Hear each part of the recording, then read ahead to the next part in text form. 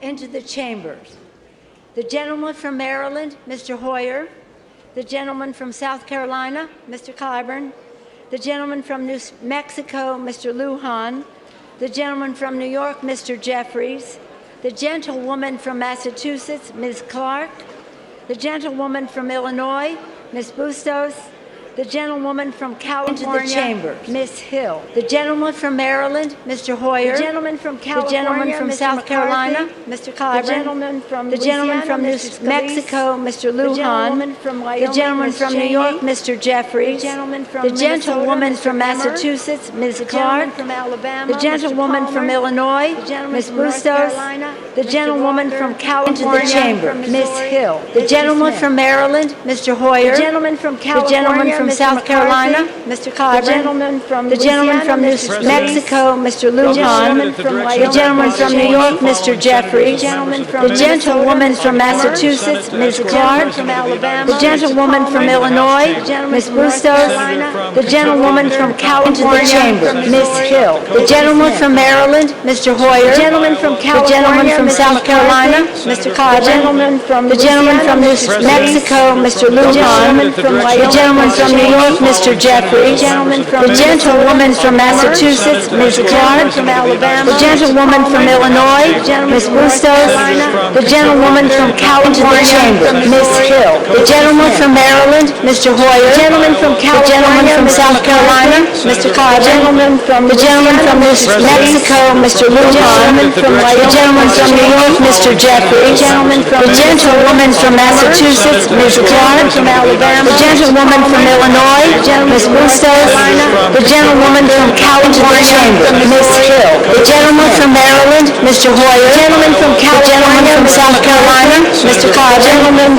The gentleman from New Mexico, Mr. Lujan. The gentleman from New York, Mr. Jeffries. The gentlewoman from Massachusetts, Ms. Clark. The gentlewoman from Illinois, Ms. Bustos. The gentlewoman from California, into the chambers, Ms. Hill. The gentleman from Maryland, Mr. Hoyer. The gentleman from South Carolina, Mr. Clyburn.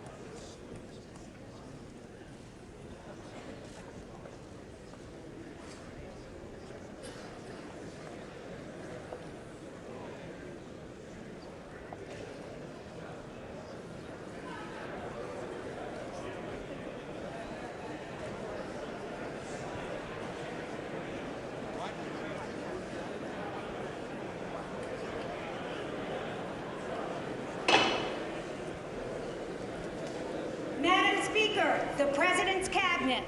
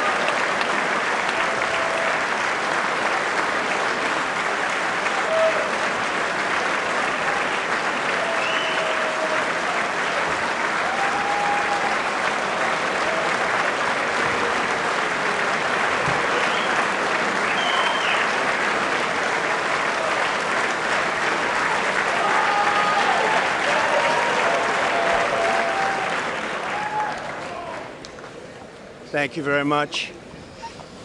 Madam Speaker, Mr. Vice President, members of Congress, the First Lady of the United States,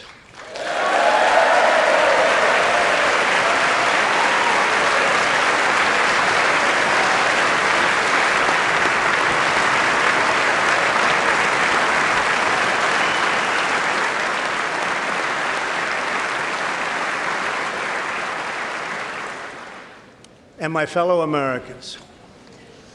We meet tonight at a moment of unlimited potential. As we begin a new Congress, I stand here ready to work with you to achieve historic breakthroughs for all Americans.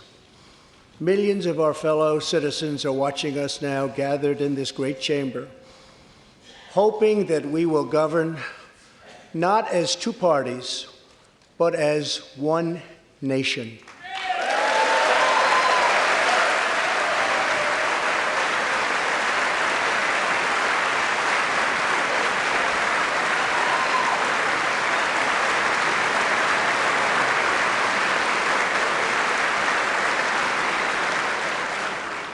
The agenda I will lay out this evening is not a Republican agenda or a Democrat agenda.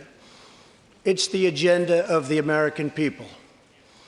Many of us have campaigned on the same core promises: to defend American jobs and demand fair trade for American workers, to rebuild and revitalize our nation's infrastructure, to reduce the price of health care and prescription drugs, to create an immigration system that is safe, lawful, modern, and secure, and to pursue a foreign policy that puts America's interest first.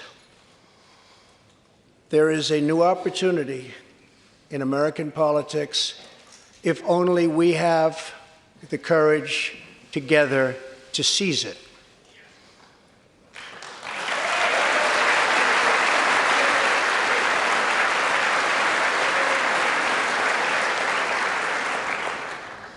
Victory is not winning for our party. Victory is winning for our country.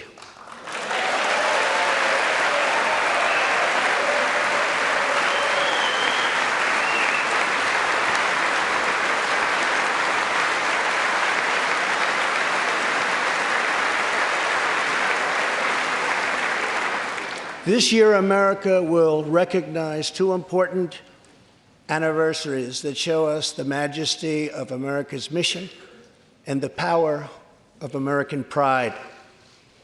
In June, we mark 75 years since the start of what General Dwight D. Eisenhower called the Great Crusade, the Allied liberation of Europe in World War II.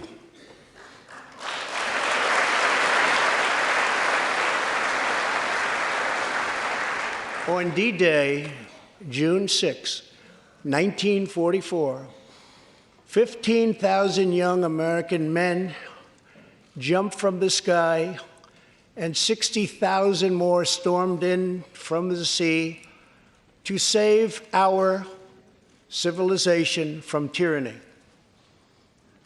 Here with us tonight are three of those incredible heroes: Private First Class Joseph Riley, Staff Sergeant Irving Locker, and Sergeant Herman Zaitchik. Please.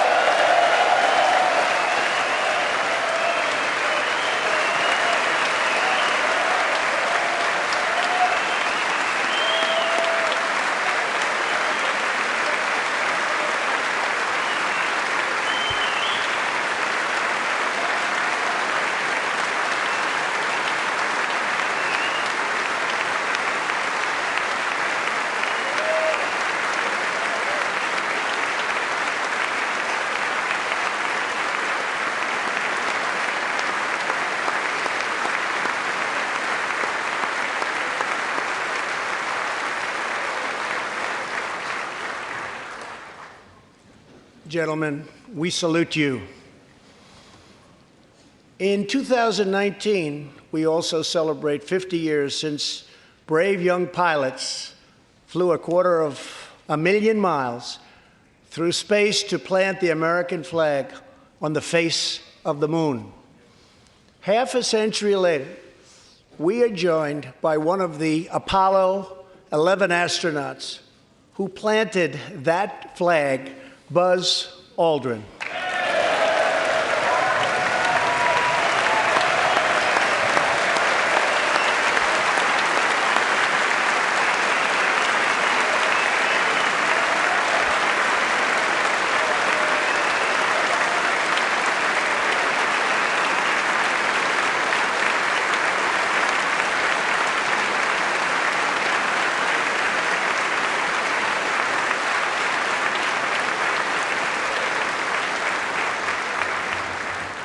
Thank you, Buzz. This year, American astronauts will go back to space on American rockets.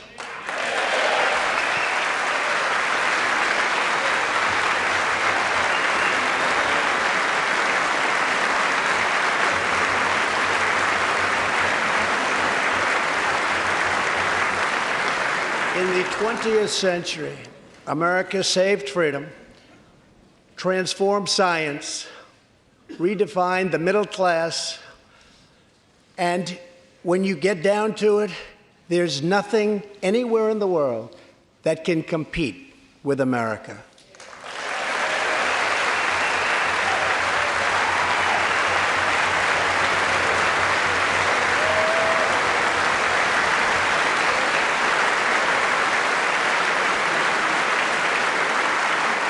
Now we must step boldly and bravely into the next chapter of this great American adventure.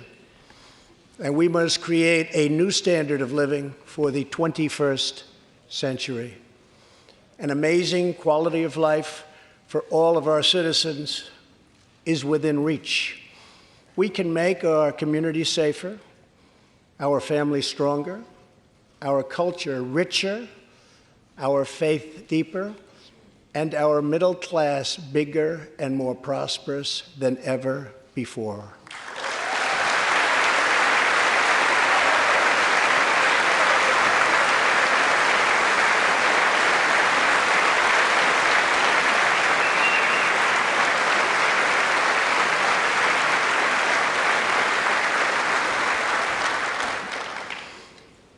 But we must reject the politics of revenge, resistance, and retribution, and embrace the boundless potential of cooperation, compromise, and the common good.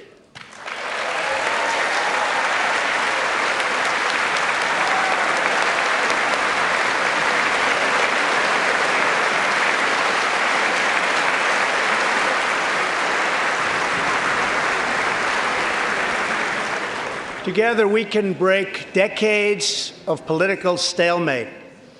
We can bridge old divisions, heal old wounds, build new coalitions, forge new solutions, and unlock the extraordinary promise of America's future.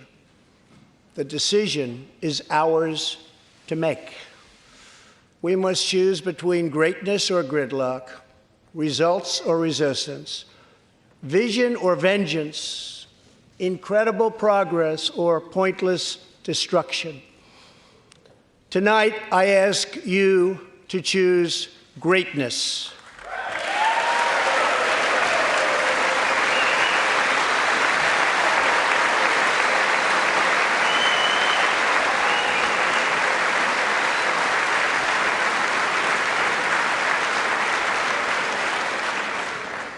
Over the last 2 years, my administration has moved with urgency and historic speed to confront problems neglected by leaders of both parties over many decades. In just over 2 years since the election, we have launched an unprecedented economic boom, a boom that has rarely been seen before. There's been nothing like it.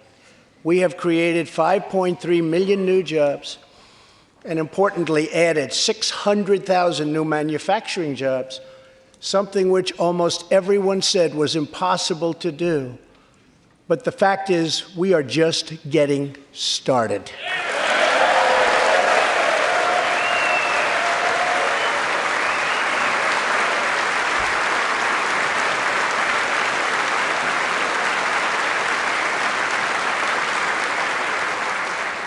Wages are rising at the fastest pace in decades and growing for blue-collar workers who I promised to fight for.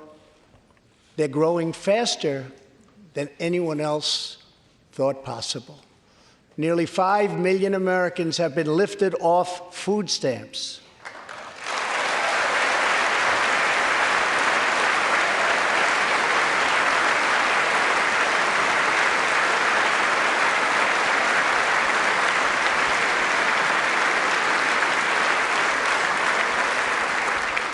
The U.S. economy is growing almost twice as fast today as when I took office, and we are considered far and away the hottest economy anywhere in the world, not even close.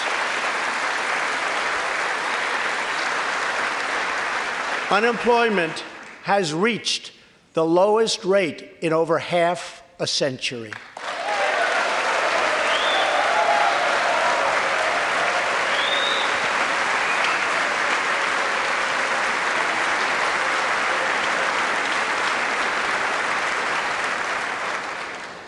African American, Hispanic American, and Asian American unemployment have all reached their lowest levels ever recorded.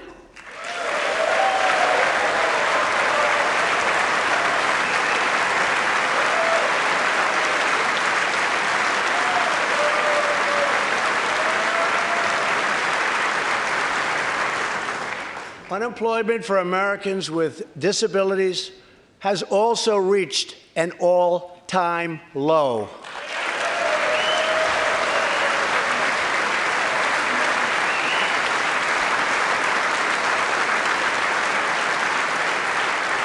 More people are working now than at any time in the history of our country. 157 million people at work.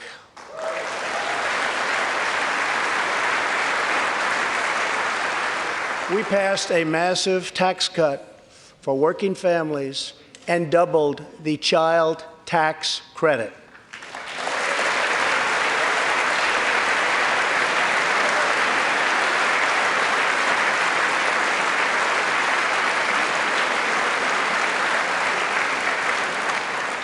We virtually ended the estate tax, or death tax, as it is often called, on small businesses, for ranches, and also for family farms.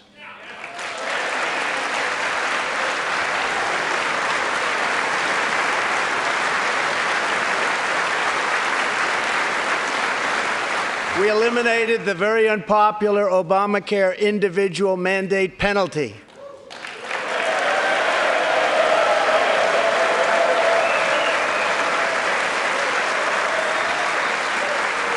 And to give critically ill patients access to life-saving cures, we passed, very importantly, right to try.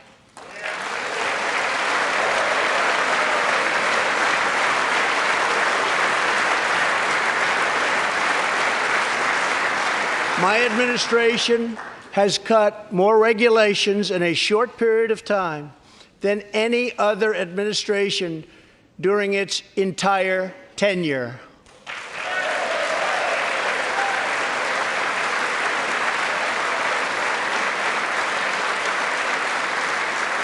Companies are coming back to our country in large numbers, thanks to our historic reductions in taxes and regulations.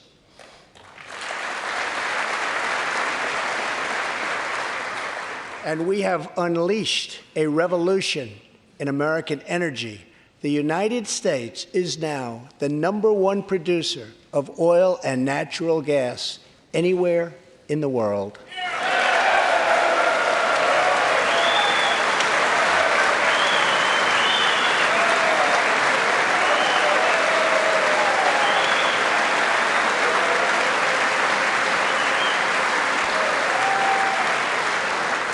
And now, for the first time in 65 years, we are a net exporter of energy.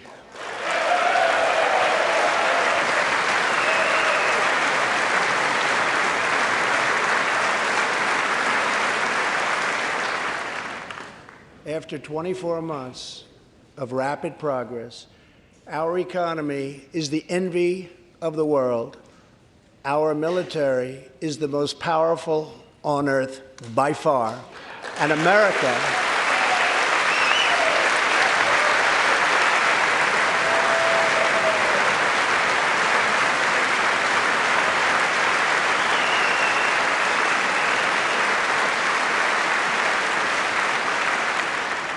America is again winning each and every day.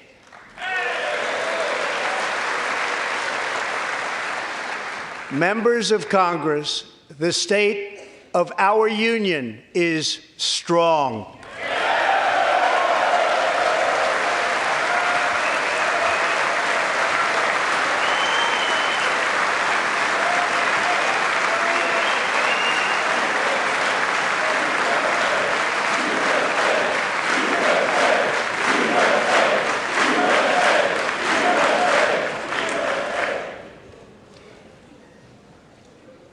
That sounds so good.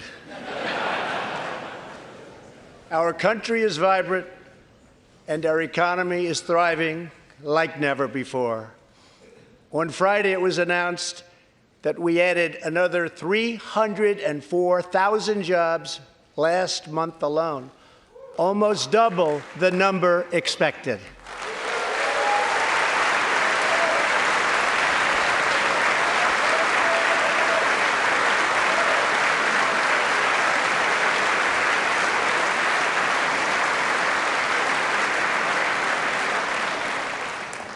An economic miracle is taking place in the United States, and the only thing that can stop it are foolish wars, politics, or ridiculous partisan investigations.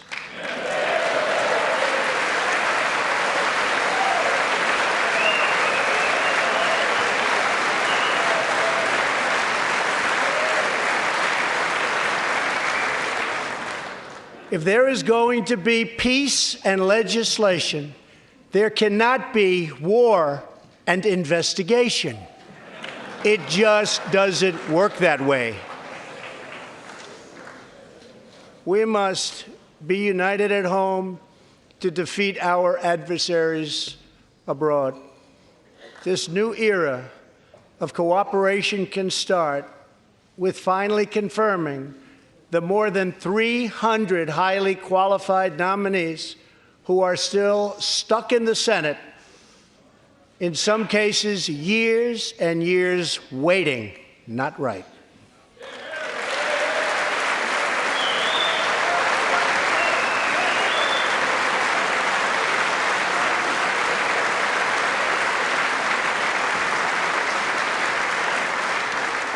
The Senate has failed to act on these nominations, which is unfair to the nominees and very unfair to our country.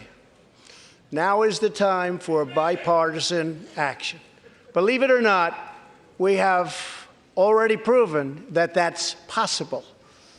In the last Congress, both parties came together to pass unprecedented legislation to confront the opioid crisis, a sweeping new farm bill, historic VA reforms, and after 4 decades of rejection, we passed VA accountability so that we can finally terminate those who mistreat our wonderful veterans.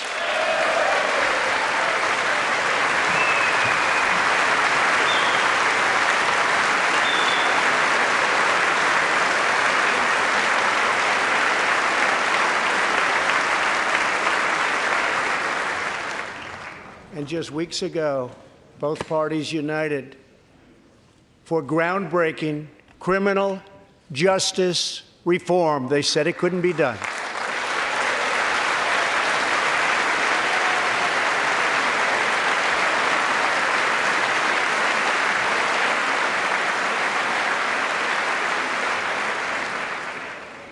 Last year, I heard through friends the story of Alice Johnson. I was deeply moved. In 1997, Alice was sentenced to life in prison as a first-time nonviolent drug offender. Over the next 22 years, she became a prison minister, inspiring others to choose a better path. She had a big impact on that prison population and far beyond.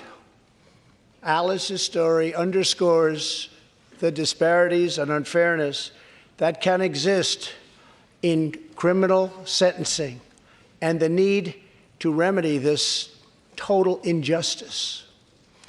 She served almost that 22 years and had expected to be in prison for the remainder of her life. In June, I commuted Alice's sentence. When I saw Alice's beautiful family greet her at the prison gates, hugging and kissing and crying and laughing, I knew I did something right.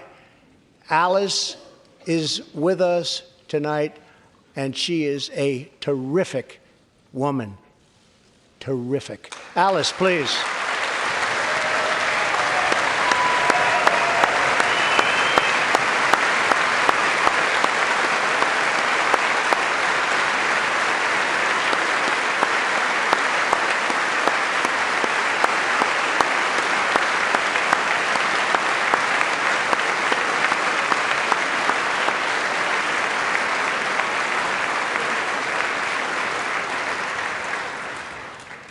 Alice, thank you for reminding us that we always have the power to shape our own destiny. Thank you very much, Alice. Thank you very much.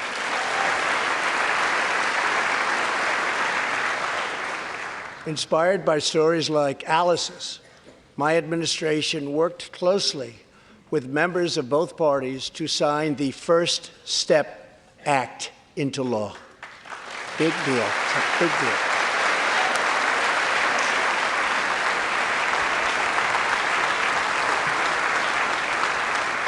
This legislation reformed sentencing laws that have wrongly and disproportionately harmed the African American community. The First Step Act gives nonviolent offenders the chance to re-enter society as productive, law-abiding citizens. Now, states across the country are following our lead. America is a nation that believes in redemption. We are also joined tonight by Matthew Charles from Tennessee. In 1996, at the age of 30, Matthew was sentenced to 35 years for selling drugs and related offenses. Over the next 2 decades, he completed more than 30 Bible studies, became a law clerk, and mentored many of his fellow inmates. Now Matthew is the very first person to be released from prison under the First Step Act.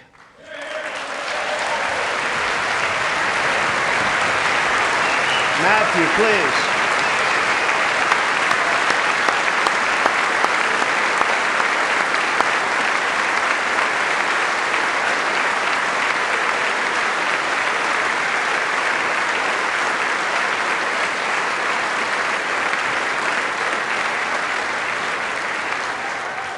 Thank you, Matthew. Welcome home.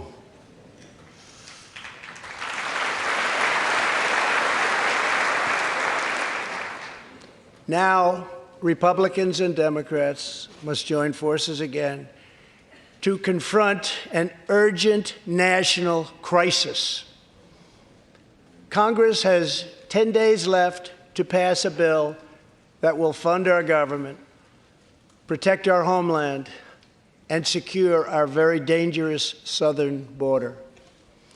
Now is the time for Congress to show the world that America is committed to ending illegal immigration and putting the ruthless coyotes, cartels, drug dealers, and human traffickers out of business.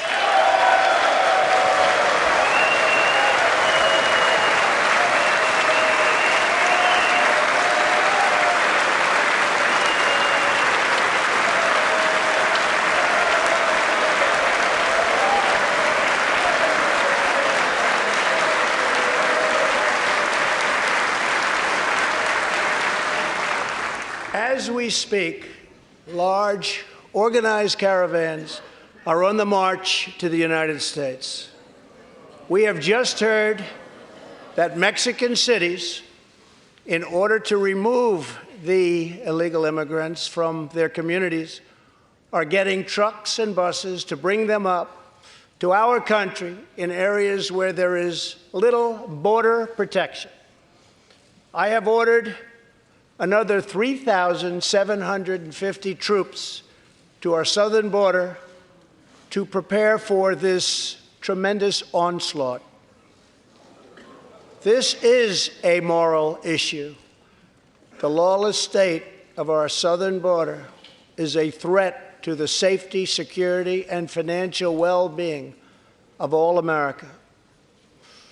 We have a moral duty to create an immigration system that protects the lives and jobs of our citizens. This includes our obligation to the millions of immigrants living here today who followed the rules and respected our laws. Legal immigrants enrich our nation and strengthen our society in countless ways.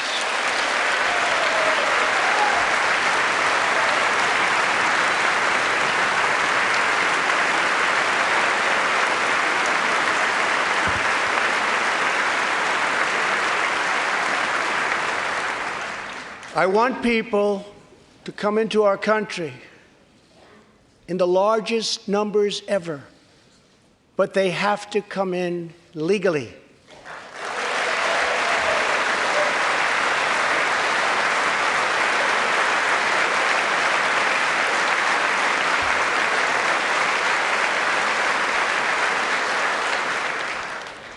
Tonight, I am asking you to defend our very dangerous southern border out of love and devotion to our fellow citizens and to our country.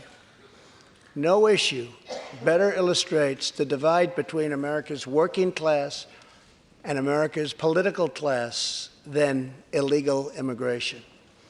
Wealthy politicians and donors push for open borders while living their lives behind walls and gates and guards.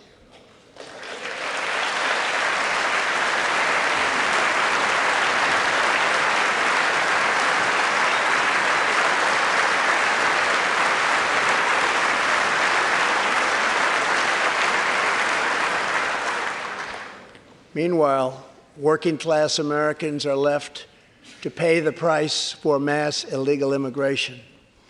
Reduced jobs, lower wages, overburdened schools, hospitals that are so crowded you can't get in, increased crime, and a depleted social safety net. Tolerance for illegal immigration is not compassionate. It is actually very cruel.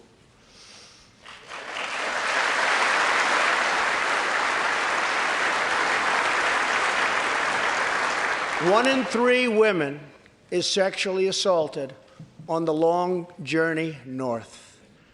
Smugglers use migrant children as human pawns to exploit our laws and gain access to our country.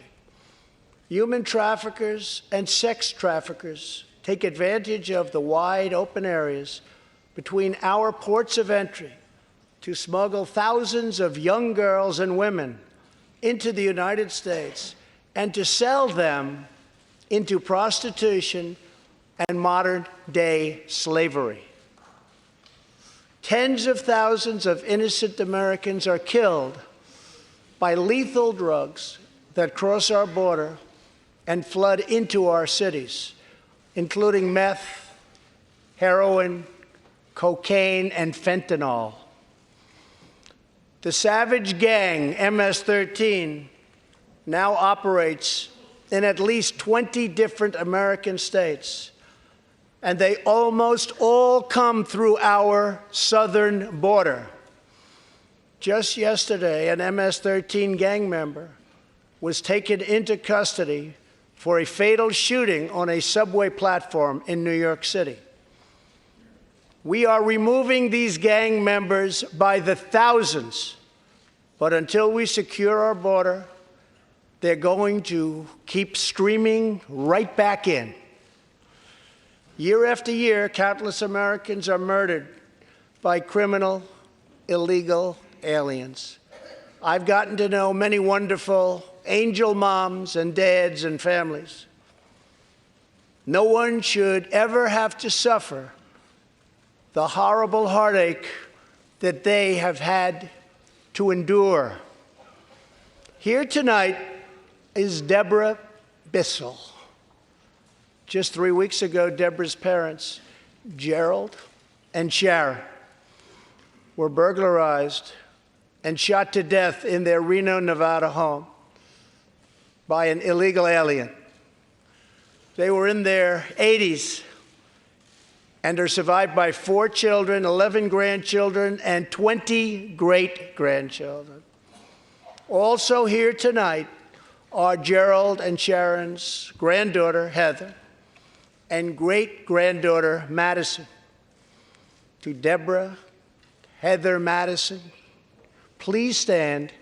Few can understand your pain. Thank you, and thank you for being here. Thank you very much.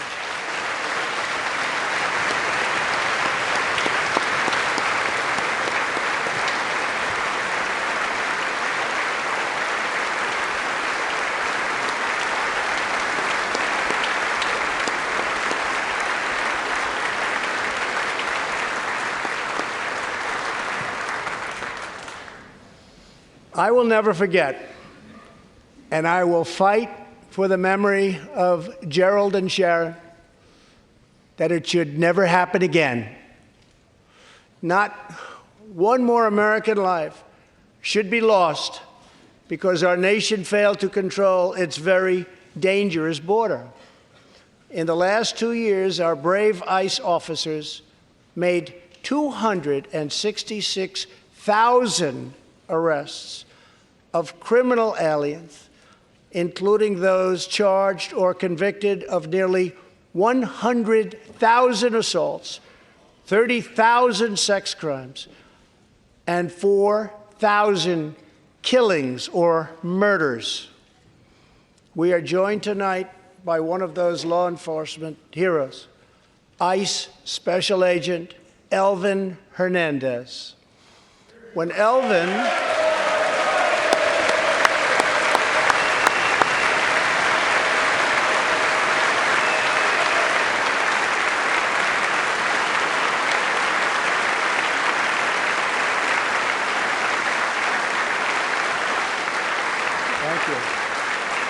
When Elvin was a boy, he and his family legally immigrated to the United States from the Dominican Republic.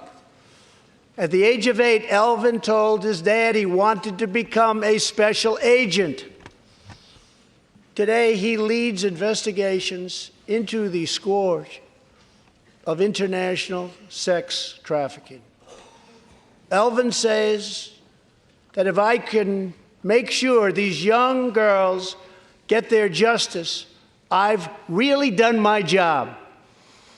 Thanks to his work and that of his incredible colleagues, more than 300 women and girls have been rescued from the horror of this terrible situation.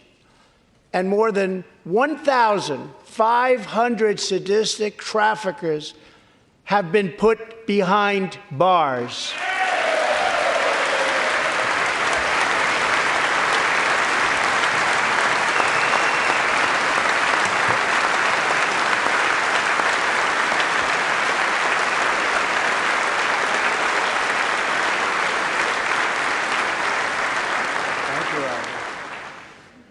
will always support the brave men and women of law enforcement. And I pledge to you tonight that I will never abolish our heroes from ICE. Thank you.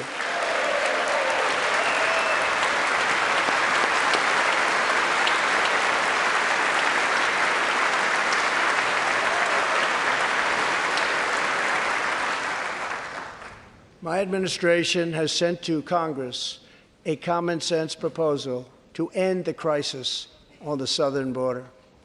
It includes humanitarian assistance, more law enforcement, drug detection at our ports, closing loopholes that enable child smuggling, and plans for a new physical barrier or wall to secure the vast areas between our ports of entry. In the past, most of the people in this room voted for a wall, but the proper wall never got built. I will get it built.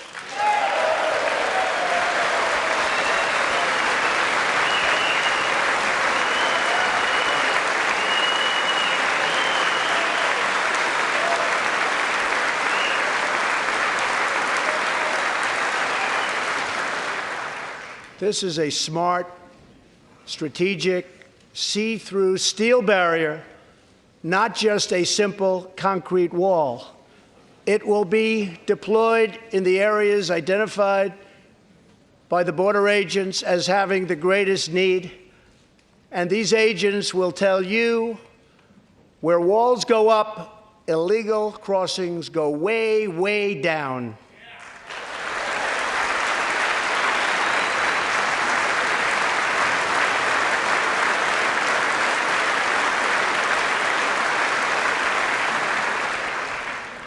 San Diego used to have the most illegal border crossings in our country. In response, a strong security wall was put in place. This powerful barrier almost completely ended illegal crossings. The border city of El Paso, Texas, used to have extremely high rates of violent crime, one of the highest in the entire country, and considered one of our nation's most dangerous cities.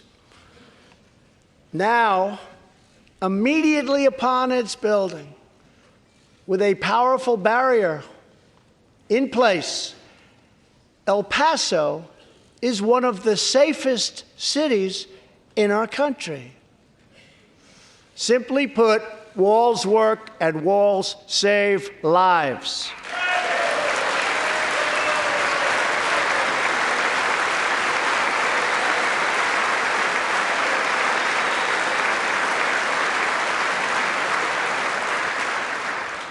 So let's work together, compromise, and reach a deal that will truly make America safe. As we work to defend our people's safety, we must also ensure our economic resurgence continues at a rapid pace. No one has benefited more from our thriving economy than women, who have filled 58% of the newly created jobs last year.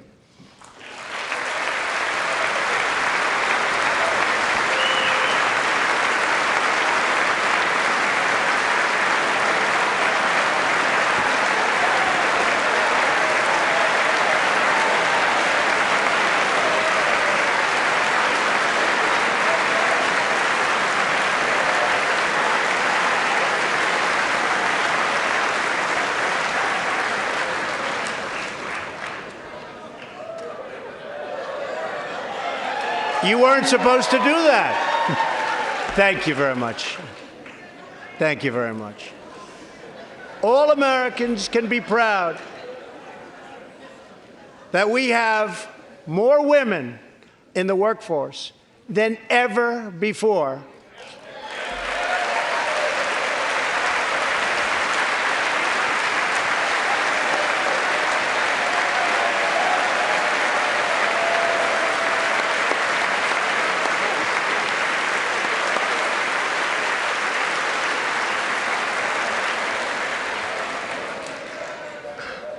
Don't sit yet. You're going to like this. And exactly 1 century after Congress passed the constitutional amendment giving women the right to vote, we also have more women serving in Congress than at any time before.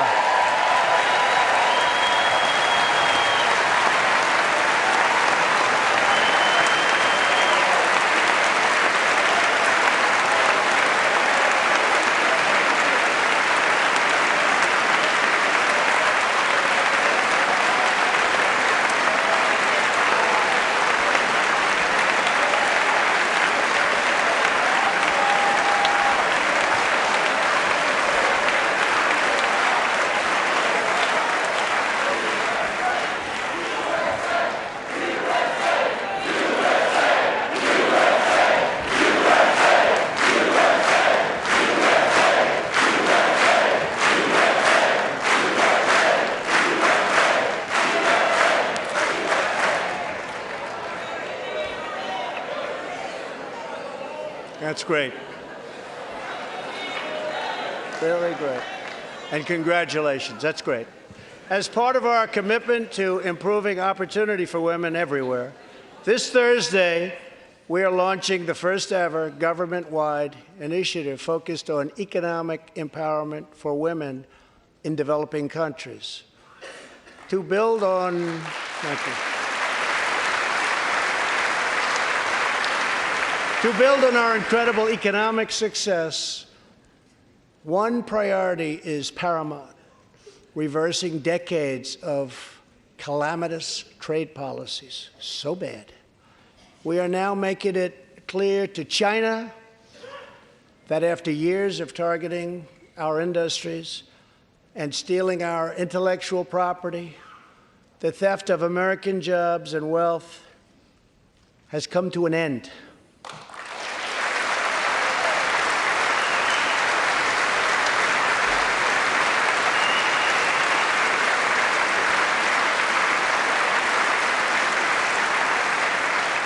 Therefore, we recently imposed tariffs on $250 billion of Chinese goods, and now our Treasury is receiving billions and billions of dollars. But I don't blame China for taking advantage of us. I blame our leaders and representatives for allowing this travesty to happen. I have great respect for President Xi, and we are now working on a new trade deal with China. But it must include real structural change to end unfair trade practices, reduce our chronic trade deficit, and protect American jobs.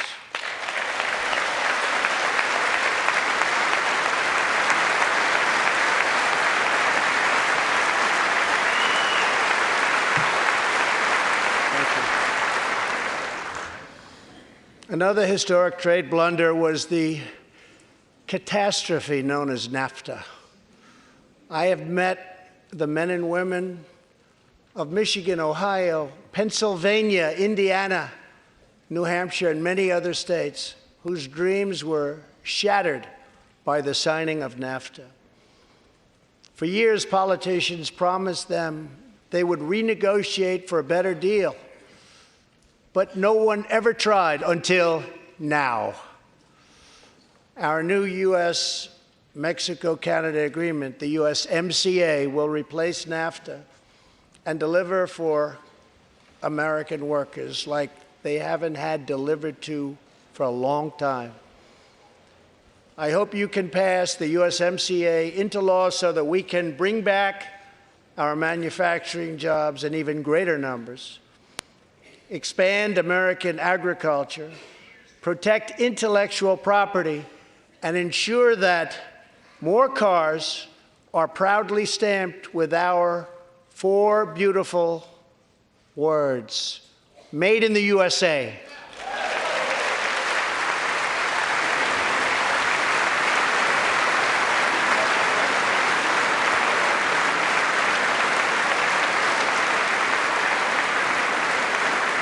Tonight, I am also asking you to pass the United States Reciprocal Trade Act so that if another country places an unfair tariff on an American product, we can charge them the exact same tariff on the exact same product that they sell to us.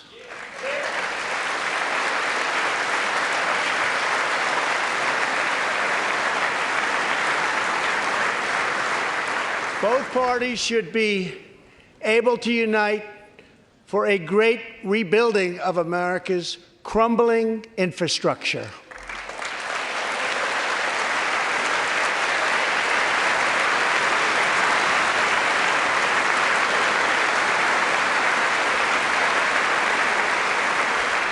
I know that Congress is eager to pass an infrastructure bill, and I am eager to work with you on legislation to deliver new and important infrastructure investment, including investments in the cutting-edge industries of the future. This is not an option. This is a necessity. The next major priority for me and for all of us should be to lower the cost of health care and prescription drugs and to protect patients with pre-existing conditions.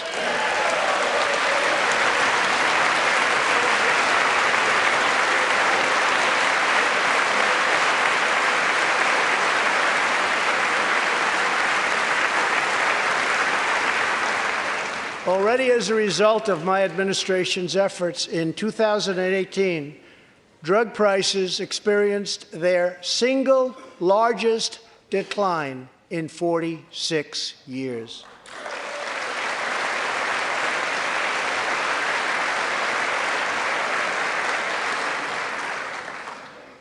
But we must do more.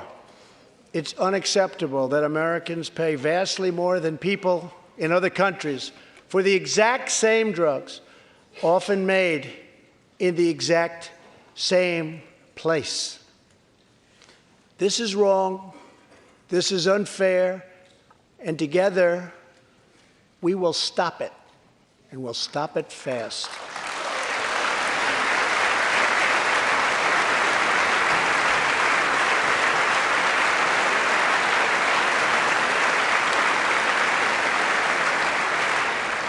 I am asking Congress to pass legislation that finally takes on the problem of global freeloading and delivers fairness and price transparency for American patients, finally.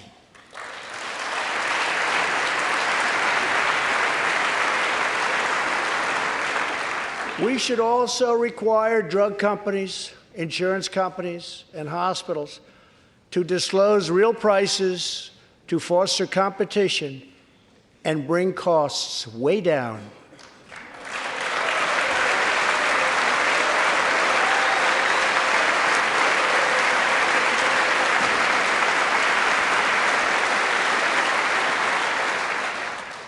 No force in history has done more to advance the human condition than American freedom. In recent years,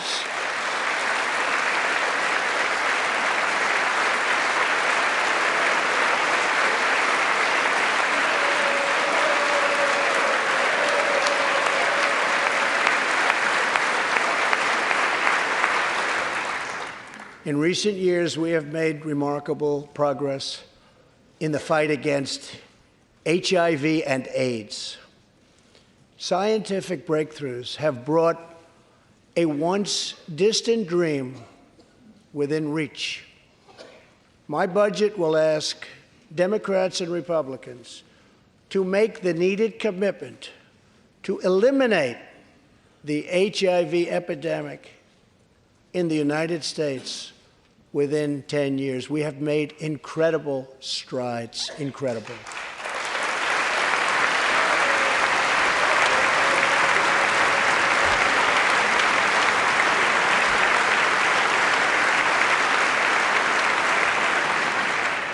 Together, we will defeat AIDS in America and beyond.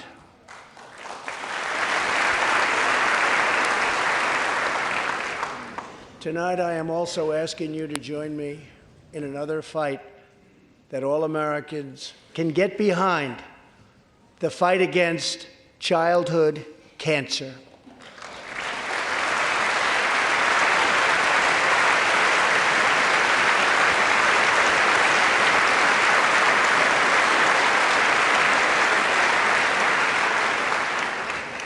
Joining Melania in the gallery this evening is a very brave 10-year-old girl, Grace Eline.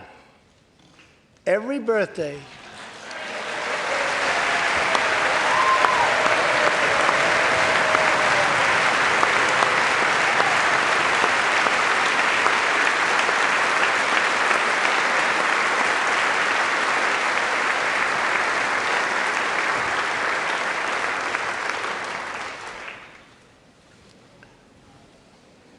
hi, Grace.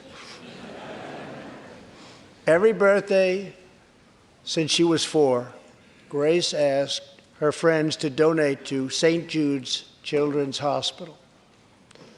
She did not know that one day she might be a patient herself. That's what happened. Last year, Grace was diagnosed with brain cancer. Immediately, she began radiation treatment. At the same time, she rallied her community and raised more than $40,000 for the fight against cancer.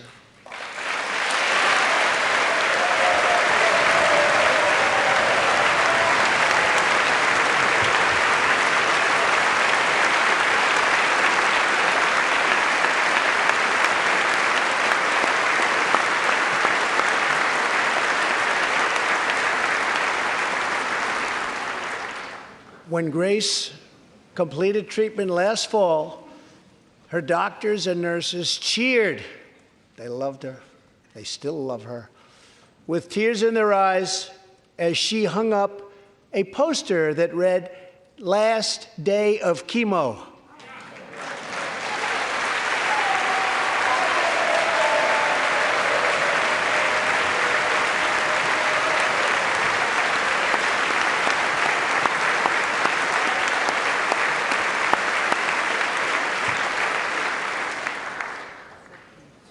Thank you very much, Grace. You are a great inspiration to everyone in this room. Thank you very much. Many childhood cancers have not seen new therapies in decades. My budget will ask Congress for $500 million over the next 10 years to fund this critical life-saving research. To help support working parents, the time has come to pass school choice for Americans' children.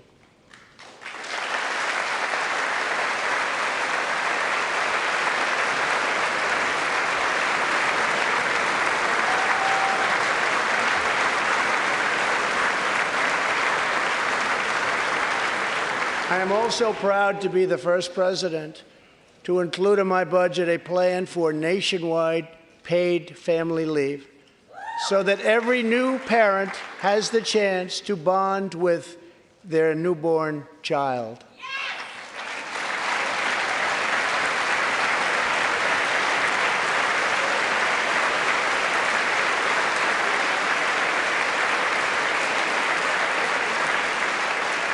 There could be no greater contrast to the beautiful image of a mother holding her infant child than the chilling displays our nation saw in recent days. Lawmakers in New York cheered with delight upon the passage of legislation that would allow a baby to be ripped from the mother's womb moments from birth. These are living, feeling, beautiful babies who will never get the chance to share their love and their dreams with the world. And then we had the case of the governor of Virginia, where he stated he would execute a baby after birth. To defend the dignity of every person, I am asking Congress to pass legislation to prohibit the late-term abortion of children who can feel pain in the mother's womb.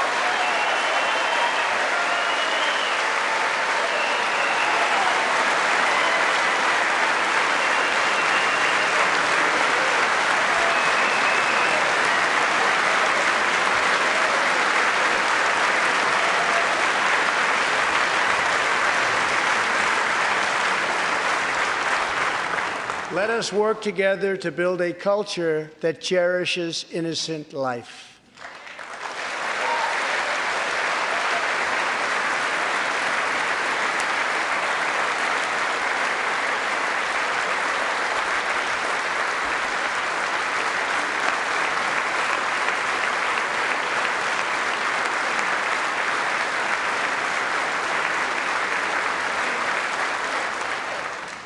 And let us reaffirm a fundamental truth.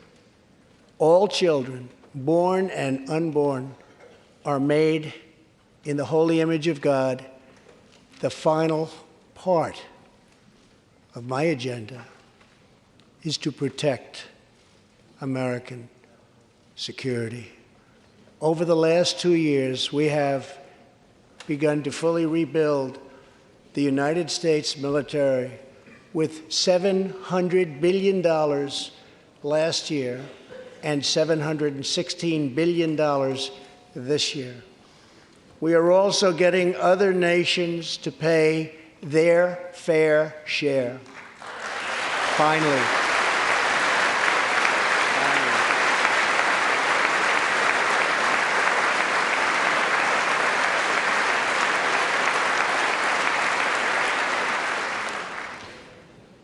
For years, the United States was being treated very unfairly by friends of ours, members of NATO. But now we have secured, over the last couple of years, more than $100 billion of increase in defense spending from our NATO allies. They said it couldn't be done.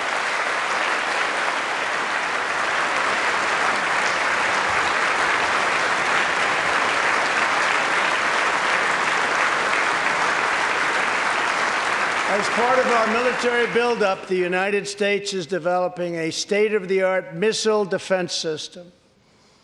Under my administration, we will never apologize for advancing America's interests.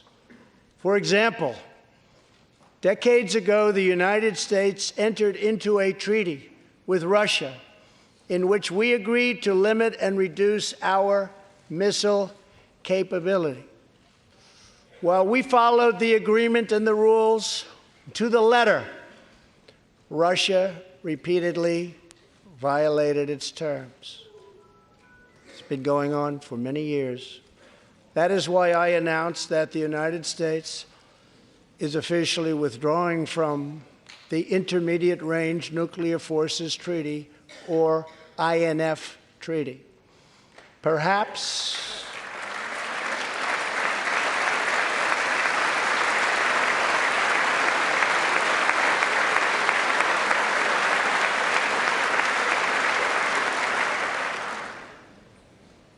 we really have no choice. Perhaps we can negotiate a different agreement, adding China and others, or perhaps we can't, in which case we will outspend and out-innovate all others by far.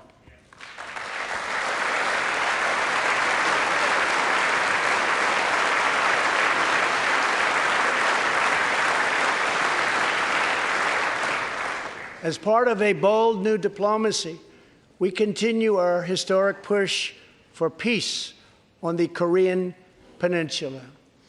Our hostages have come home. Nuclear testing has stopped, and there has not been a missile launch in more than 15 months.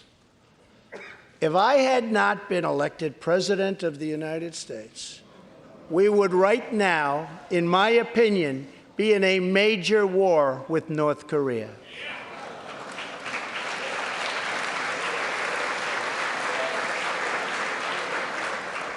Much work remains to be done, but my relationship with Kim Jong-un is a good one. Chairman Kim and I will meet again on February 27th and 28th in Vietnam.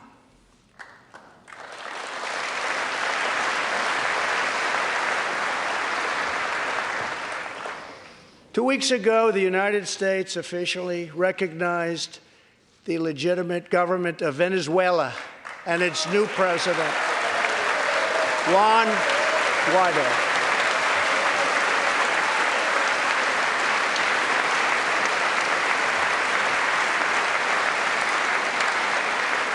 We stand with the Venezuelan people in their noble quest for freedom, and we condemn the brutality of the Maduro regime, whose socialist policies have turned that nation from being the wealthiest in South America into a state of abject poverty and despair.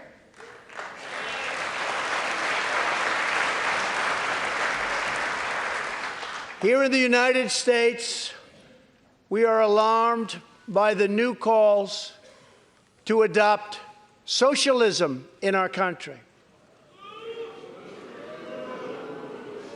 America was founded on liberty and independence, and not government coercion, domination, and control.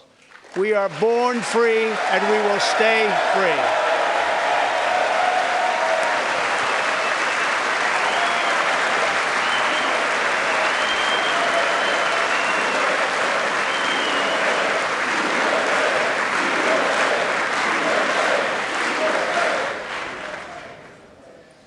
Tonight, we renew our resolve that America will never be a socialist country.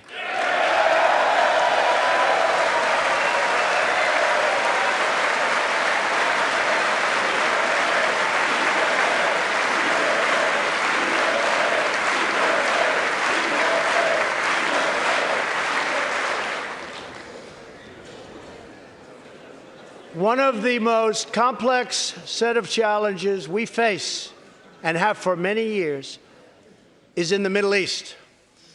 Our approach is based on principled realism, not discredited theories that have failed for decades to yield progress. For this reason, my administration recognized the true capital of Israel and proudly opened the American embassy in Jerusalem.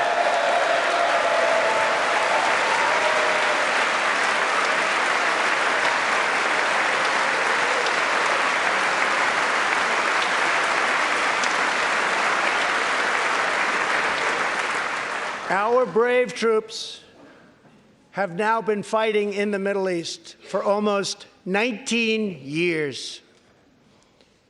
In Afghanistan and Iraq, nearly 7,000 American heroes have given their lives. More than 52,000 Americans have been badly wounded. We have spent more than $7 trillion in fighting wars in the Middle East. As a candidate for president, I loudly pledged a new approach. Great nations do not fight endless wars.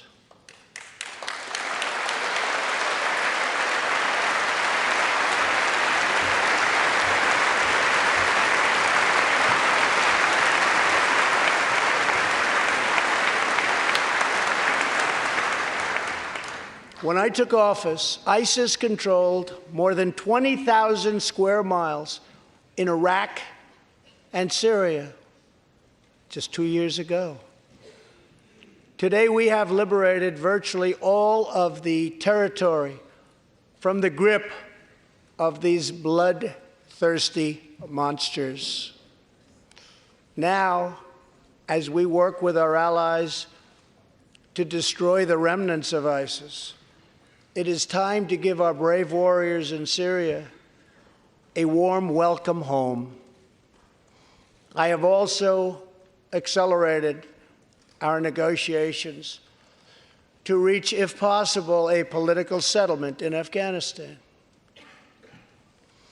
The opposing side is also very happy to be negotiating. Our troops have fought with unmatched valor, and thanks to their bravery, we are now able to pursue a possible political solution to this long and bloody conflict.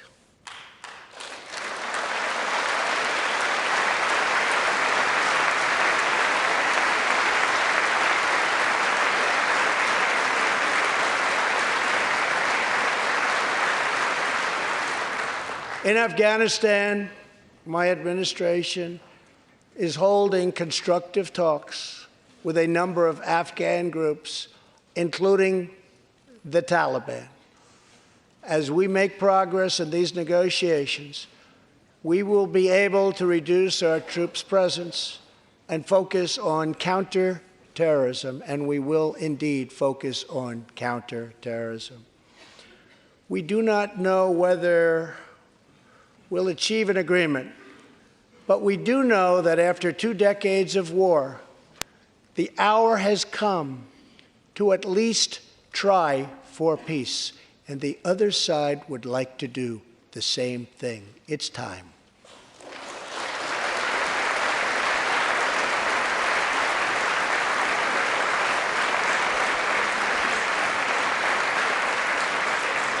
Above all, friend and foe alike must never doubt this nation's power and will to defend our people. 18 years ago, violent terrorists attacked the USS Cole, and last month, American forces killed one of the leaders of that attack.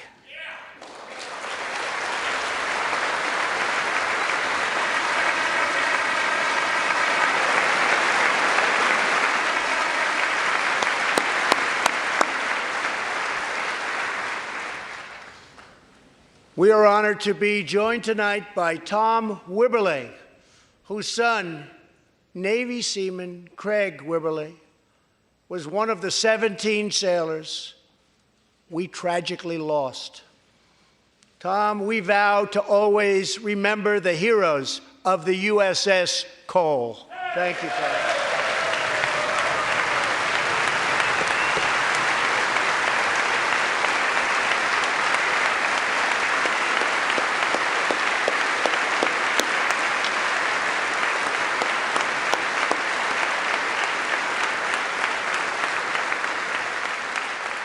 My administration has acted decisively to confront the world's leading state sponsor of terror, the radical regime in Iran. It is a radical regime.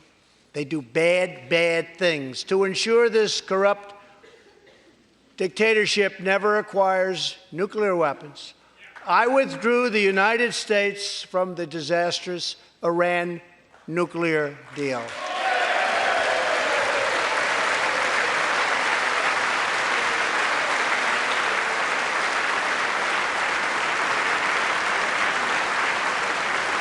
And last fall, we put in place the toughest sanctions ever imposed by us on a country. We will not avert our eyes from a regime that chants death to America and threatens genocide against the Jewish people.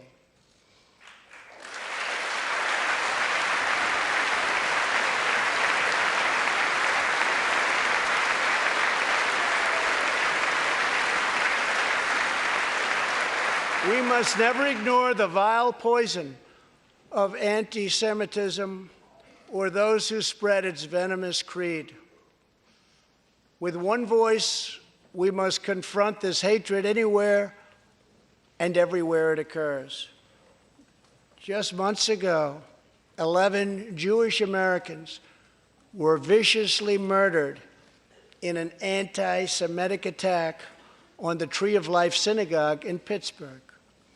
SWAT officer Timothy Matson raced into the gunfire and was shot 7 times chasing down the killer, and he was very successful.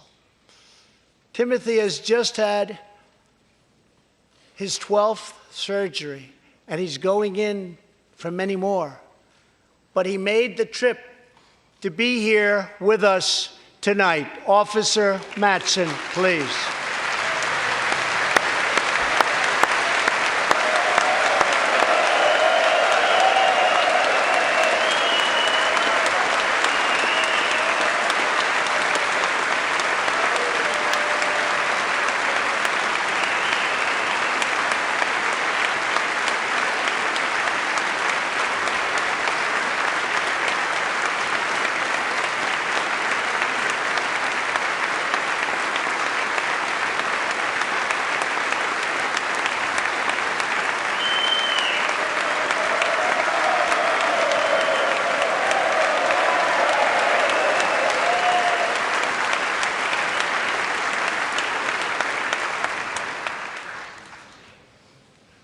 Thank you. We are forever grateful. Thank you very much.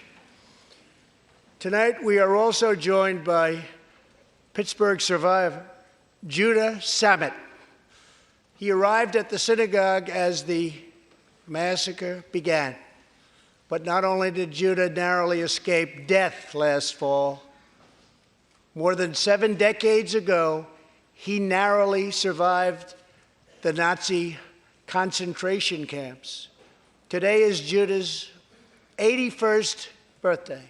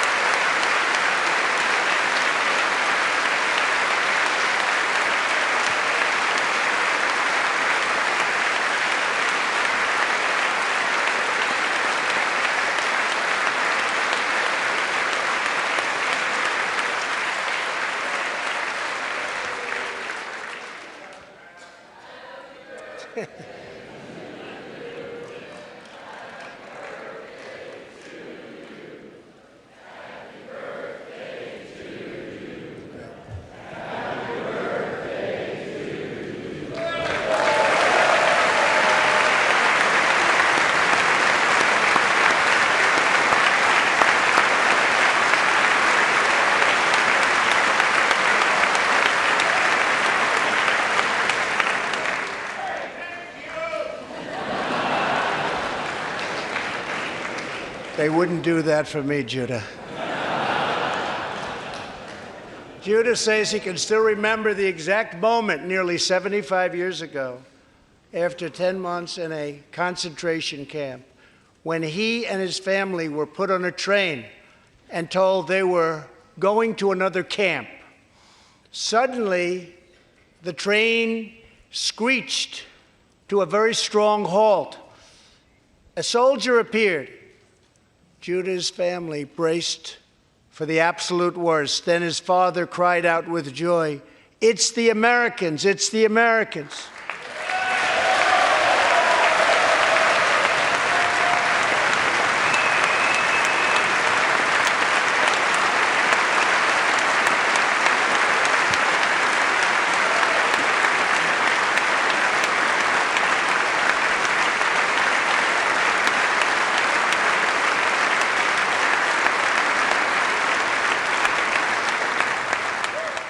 Thank you. A second Holocaust survivor who is here tonight, Joshua Kaufman, was a prisoner at Dachau. He remembers watching through a hole in the wall of a cattle car as American soldiers rolled in with tanks. To me, Joshua recalls, the American soldiers were proof that God exists. And they came down from the sky. They came down from heaven. I began this evening by honoring 3 soldiers who fought on D-Day in the Second World War. One of them was Herman Zaitchik. But there is more to Herman's story. A year after he stormed the beaches of Normandy, Herman was one of the American soldiers who helped liberate Dachau.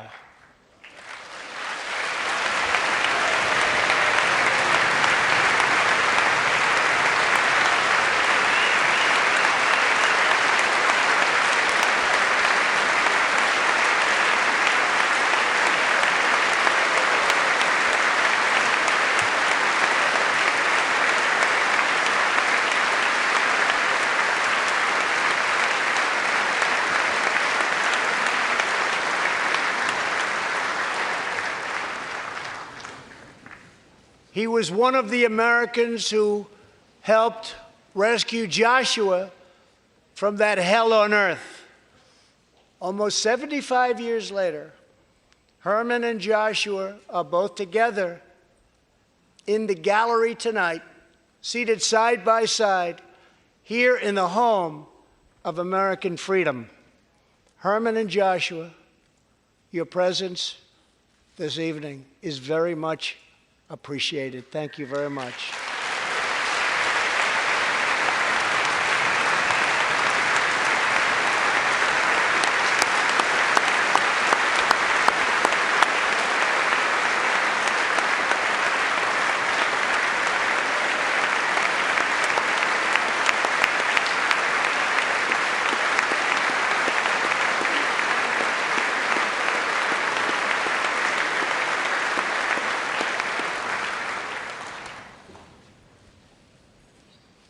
Thank you. When American soldiers set out beneath the dark skies over the English Channel in the early hours of D-Day 1944, they were just young men of 18 and 19 hurtling on fragile landing craft toward the most momentous battle in the history of war. They did not know if they would survive the hour. They did not know if they would grow old, but they knew that America had to prevail. Their cause was this nation and generations yet unborn. Why did they do it? They did it for America. They did it for us. Everything that has come since our triumph over communism, our giant leaps of science and discovery, our unrivaled progress towards equality and justice, all of it is possible thanks to the blood and tears and courage and vision of the Americans who came before. Think of this Capitol. Think of this very chamber where lawmakers before you voted to end slavery, to build the railroads and the highways, and defeat fascism, to secure civil rights, and to face down evil empires. Here tonight, we have legislators from across this magnificent republic. You have come from the rocky shores of Maine and the volcanic peaks of Hawaii, from the snowy woods of Wisconsin and the red deserts of Arizona, from the green farms of Kentucky and the golden beaches of California. Together, we represent the most extraordinary nation in all of history. What will we do with this moment? How will we be remembered? I ask the men and women of this Congress, look at the opportunities before us. Our most thrilling achievements are still ahead. Our most exciting journeys still await. Our biggest victories are still to come. We have not yet begun to dream. We must choose whether we are defined by our differences or whether we dare to transcend them. We must choose whether we squander our great inheritance or whether we proudly declare that we are Americans. We do the incredible. We defy the impossible. We conquer the unknown. This is the time to reignite the American imagination. This is the time to search for the tallest summit and set our sights on the brightest star. This is the time to rekindle the bonds of love and loyalty and memory that link us together as citizens, as neighbors, as patriots. This is our future, our fate, and our choice to make. I am asking you to choose greatness. No matter the trials we face, no matter the challenges to come, we must go forward together. We must keep America first in our hearts. We must keep freedom alive in our souls. And we must always keep faith in America's destiny. That one nation, under God, must be the hope and the promise and the light and the glory among all the nations of the world. Thank you, God bless you, and God bless America. Thank you very much. Thank you.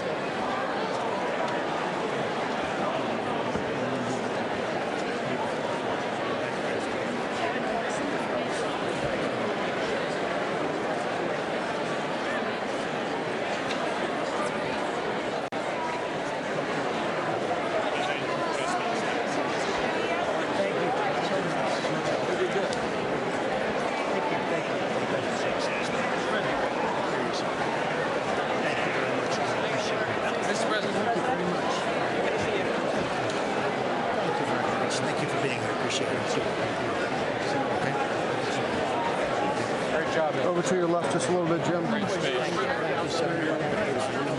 job. Hey, Mr. President. Mr. President. Thank you, Mitch. That was great. Really good. Hey, Sean, I'm looking for you.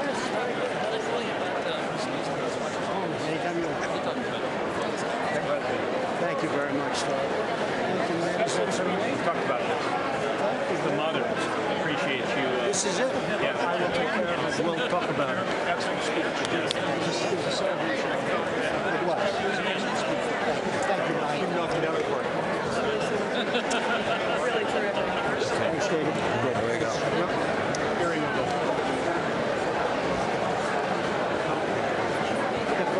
Thank you, Mr. President.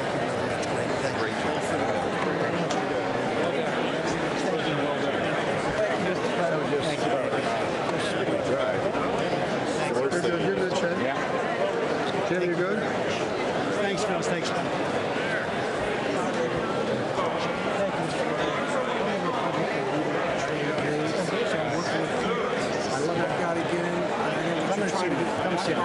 Thank you, Ty. Can you sign it for me? Great job. That's the speech there. Thank you. Proud of you, Mr. President. Very proud. Very thank you. Right. Best you've ever been. Best you've ever been. Yeah. Thanks, man. Powerful. Good job. Appreciate it. Great speech. Thank you very much. Thank you, Mr. President. Thank you very much. Thank you. Proud of you, friend. Thanks, Tom. Thanks. Thank you, man. Thank you. Good talking to you. Just what America. Thank you. Thank you. God bless you. Thank you. Fist bump. Great speech.